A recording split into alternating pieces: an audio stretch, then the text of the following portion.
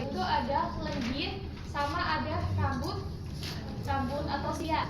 Nah itu nantinya ketika ada debu yang masuk ke dalam hidung, nanti akan disaring melalui silia ataupun lendir supaya menempel di dalam rambut-rambut itu. Dan nanti hasilnya itu akan menghasilkan upil gitu.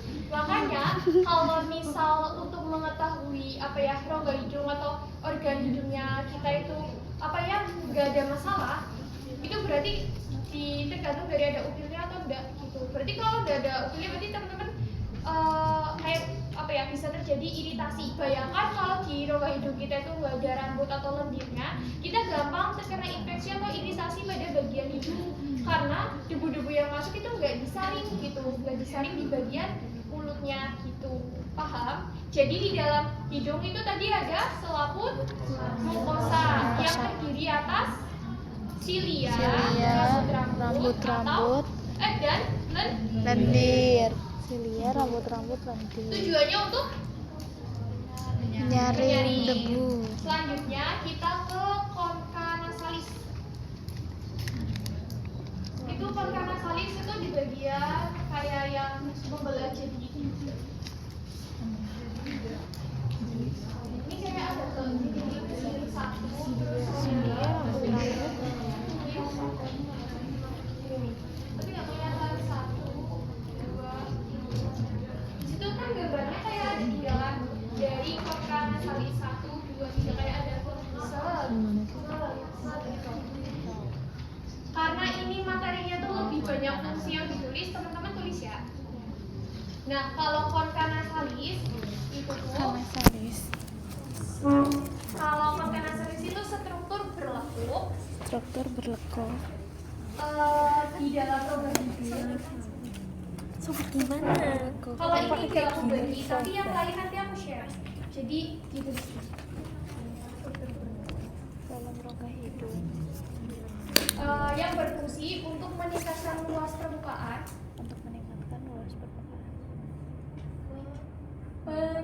Meningkatkan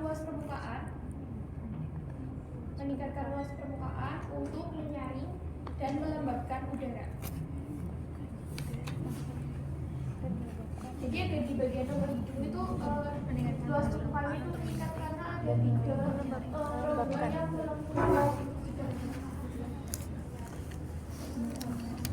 Meningkatkan luas permukaan untuk menyaring dan melembabkan. Udah. Terus habis itu ada sel olfaktori. Waktu itu di saraf kranial kalau olfaktori apa? Diajarin kan ya sama Diajeng. Itu di mana? Olfaktori. Kalau olfaktori teman-teman pegang bagian hidung teman-teman di atas ini. Nah, kalau olfaktorinya itu di bagian sini. Tapi lagi masuk ke dalam lagi. Di situ kan ada nggak? Mana? Nah, kalau olfaktori teman-teman pegang bagian hidung dari sini menuju ke sini, itu tuh fungsinya itu buat pembau. Kalau mendeteksi adanya bau. Atau sebagai syaraf pembau. Di bagian olfaktori pegang sini ke sini. Misal ini kan hidung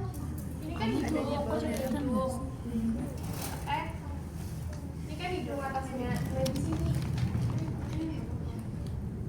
gimana ya jelasin? Di sini deh.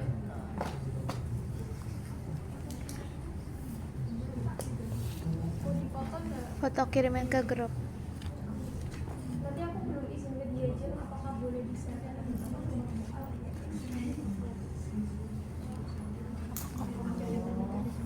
Serabut itu loh yang bakal ngehubungin ke lobus otak.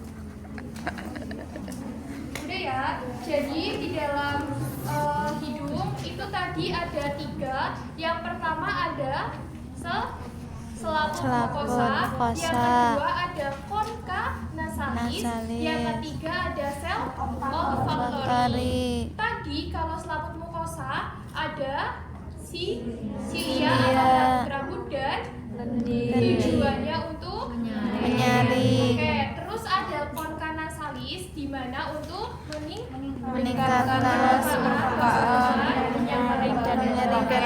Habis itu menyebabkan. ada sel olfaktori udah dikirim dari teman-teman. Itu tujuannya buat fungsinya Mendeteksi adanya bau. Udah itu bagian rongga Hidung. Terus habis itu kita lanjut lagi tuh ke faring. Dan di dalam faring kita masuk dulu ke faring. Faring. Nah, di dalam faring itu pun dibagi jadi 3 teman-teman. Ada nasofaring, terus orofaring, sama hipofaring. Nasofaring, orofaring, sama hipofaring. Faring.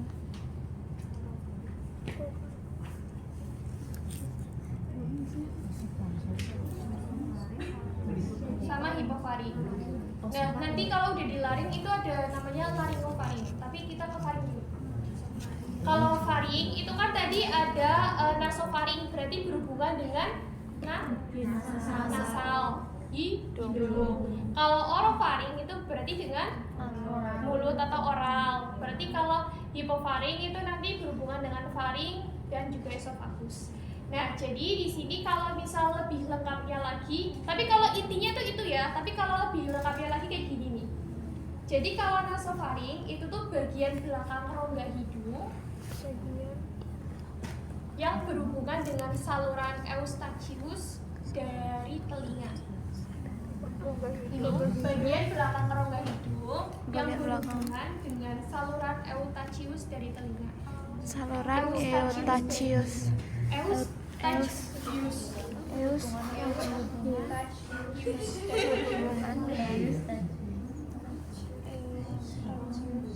Nah, ini kan nasal ya, ini nasal. Nah, nasal itu kayak tahu nggak yang kayak selaput? Biasanya itu di dalam telinga kayak ada selaput, kayak siput, tahu nggak? Tahu. Nah, makanya itu kayak di nasal itu berhubungan dengan saluran eustachius dari telinga. Eustachius dari telinga. Jadi Terus habis itu ada orofaring. sebenarnya itu intinya saluran yang menghubungkan dari dari mulut Mulut nantinya kok. ada jalan masuk udara dan juga makanan. Tapi nanti ini ada yang lebih lengkap dari abstraknya itu kayak gini. Kalau orang orofaring itu terletak di belakang mulut Orofaring terletak di belakang mulut. dan melayani jalur udara dan juga teman-teman aku izin masuk ke sebentar ya. Iya. Semangat Kak. Iya, soalnya itu katanya wajib on cam. Tapi aku ingin masuk Kita aja yang pegang. Ini dari jam 8 sampai 11.30. Kita aja. Kalau on cam sini pegangin. Dan apa ya? Terletak di belakang mulut dan juga belum lagi. Terletak di belakang Dan juga sebentar. Iya. Yang pertama dari Nasofaring. Nasofaring lebih mudahnya dari rongga hidung menuju ke saluran Eustachius dari telinga. Nanti teman-teman kalau saluran eustachius di mana sih? Teman-teman biasanya di bagian telinga itu ada kayak selaput ya. Selaput. Kayak Siput. Biasanya kita tuh inget banget di pelajaran waktu SD itu ada. Terus habis itu SD. SD, SMP juga ada.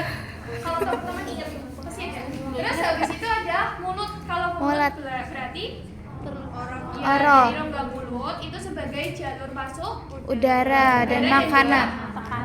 Terus habis itu ada hipofaring. Teman-teman Hipofaring. ini dari ya kalau hipofaring itu tuh dari faring menuju ke esofagus. Tapi di hipofaring itu berarti nggak digunakan karena kita nanti fokusnya ke Dari faring ke esofagus. Ini dari faring menuju ke laring gitu.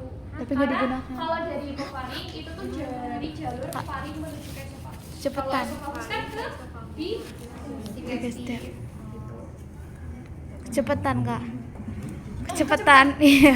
Oke, jadi gini teman-teman. Kalau tadi kan ada hipofaring, itu tuh kalau hipofaring itu dari faring menuju ke esofagus. Tapi karena esofagus kan nanti ke digestif, jadi nggak masuk. Tapi Iya. cuma yang penting teman-teman tahu bahwa di faring itu tuh ada Digestif, tulis aja nasofaring, digestif. orofaring, sama hipofaring. Hipofaring. Nah, selanjutnya kita ke laringo. Laring. Laringofaring. Nah, Laringofaring. sekarang ditulis dulu nih. Pesan dari Laringofaring. Astra pada Laringofaring. bagian paling bawah Iya, dari faring. itu tuh emang nggak dipakai jadi kok. Bagian paling bawah dari faring yang Bagian mengarahkan udara ke laring. Dari faring yang mengarahkan udara ke laring dan makanan ke esofagus.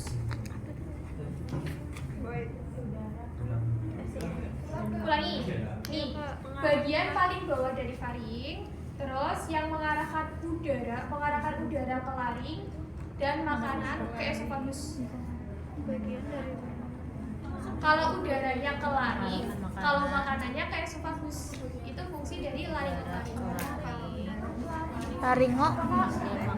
Fungsi intinya gini teman-teman, kalau laringofaring berarti itu nanti Laringofaring. kalau laringnya itu sebagai tempat jalur masuk udaranya. Laringnya. Tapi kalau misal buat yang esofagus itu sebagai jalur makanannya kayak tadi. Berarti Oh. esofagus itu makanan. Makanan. Kalau laringofaring itu buat yang Udara. laring sih gitu. Oh, Intinya iya. itu. Tapi kalau bingung intinya laringofaring kalau laring itu Tulisan apa ini? hubungan ke udara. Udara. Kalau yang esofagus itu makanan. Gitu. Makan. Oke? Yap. Oke. Terus habis itu kita belajar ke laring. Itu dicek dulu di gambar.